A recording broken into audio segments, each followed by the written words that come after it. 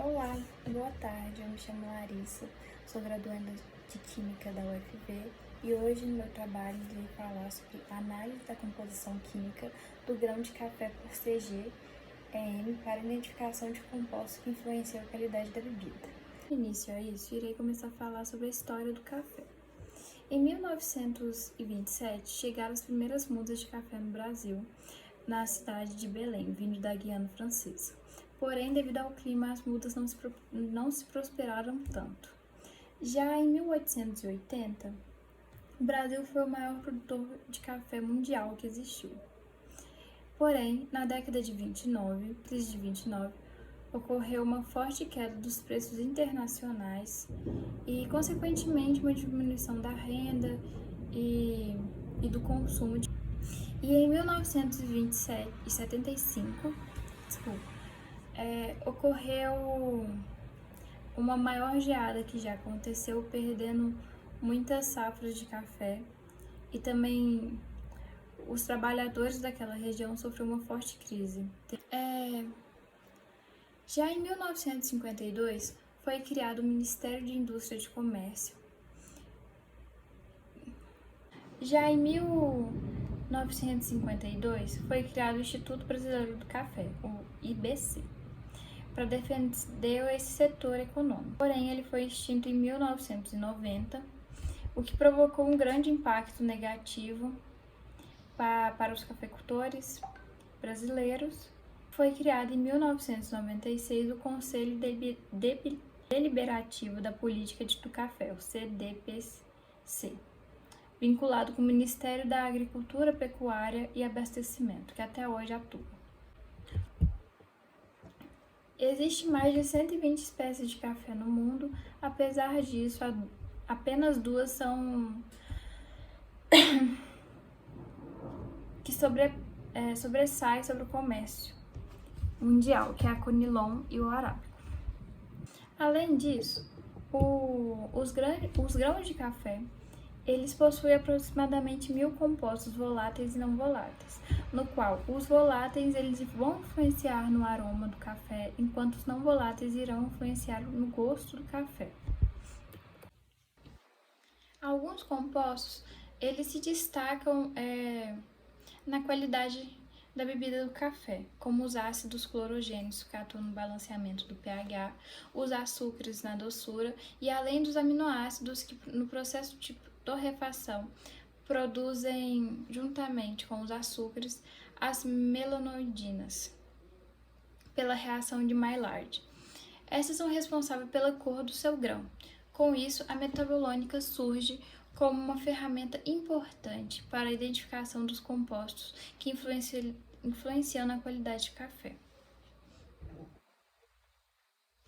O presente estudo tem o objetivo de identificar os possíveis moduladores positivos sobre o sabor da bebida. O objetivo da minha pesquisa é estudar os compostos não voláteis do grão do café torrado, analisar os compostos que favorecem positivamente no aroma e no sabor, inferir sobre a relação entre composição bioquímica e as nuances específicas de sabor do café. As minhas amostras utilizadas no trabalho foram da safra de 2021, no campo de variedades Francisco Melo de Palheta, localizada às margens de rodovia MG 230 da UFV-CRP. Aqui está o nosso preparo de amostras. O grão torrado em torra ideal. Moemos com nitrogênio nesse moedor. Após isso, passamos nas peneiras 20 mesh. Com isso, as nossas amostras eram guardadas em tubo Falcon e armazenadas a menos 80 graus Celsius. Separamos as amostras em dois grupos, notas acima de 80 e inferior a 80, porque segundo o padrão SCCA, café com notas maior ou igual a 80 são classificados como especiais. Foram utilizados dois modelos estatísticos de análise multivariada. Análise de componente principal, a PCA, para separar os genótipos em função de nota sensorial e o modelo de análise discriminante por mínimos quadrados ortogonais, OPLS-DA. O trabalho utilizou uma abordagem de análise metabolômica, não alvo, de amostras processadas de acordo com o protocolo SCA, utilizando a técnica de cromatografia gasosa acoplada à espectrometria de massas, CGEM. Para isso, foi preparada das amostras antes de chegar a esse ponto, levá-las ao CG. Primeiro, foi utilizada 50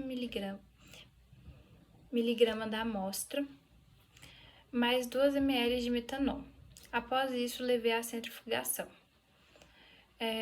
Secou o sobrenadante a 40 graus Celsius e, após isso, acrescentou 50 microlitros de mectocianina e, após esse acréscimo, irá aquecer novamente a 65 graus Celsius e resfriar durante 5 minutos.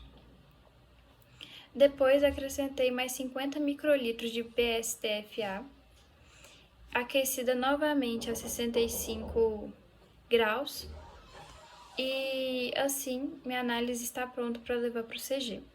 Os dados brutos obtidos pelo CG foram processados pelo programa MS-TIAL.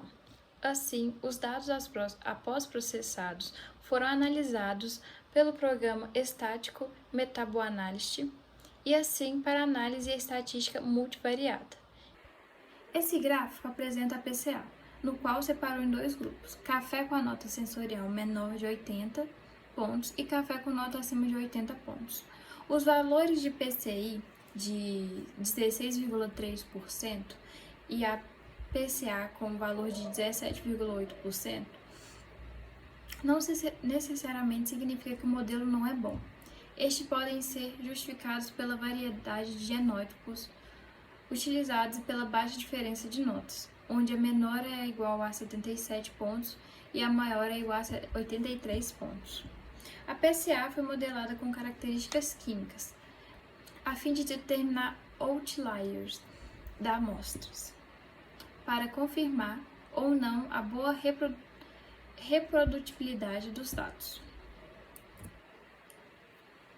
A análise do OPLS-DA apresentou 2 compostos significativos, sendo eles L5-oxoprolina e o ácido 14-metilhexadenoico, como prováveis moduladores positivos do sabor, sendo a primeira apresentando uma cadeia cíclica, uma amida e um ácido carboxílico, e na figura 2, uma cadeia de carbono extensa, uma ramificação e o ácido carboxílico também.